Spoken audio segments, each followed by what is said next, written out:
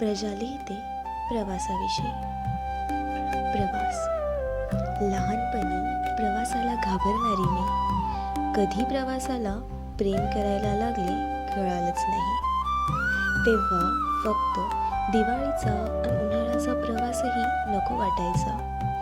आता मात्र दर महिन्यात फिरायची ओढ आहे लागली. तेव्हा संगतीला सारं परिवार असायचं तरी गंमत मात्र वाटायची नाही. आणि आता एकटं प्रवास करायचं जरी म्हटलं तरी सुख शांती मिळते, पण चिंता आणि भीती कसली वाटत नाही. तरीही शक्यतोवर मी मुलगी आहे ना, म्हणून मी एकटं काही फिरत नाही.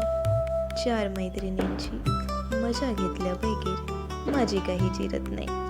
4 मैत्रिणींची मजा घेतल्या बगैर माझी काही जिरत नाही.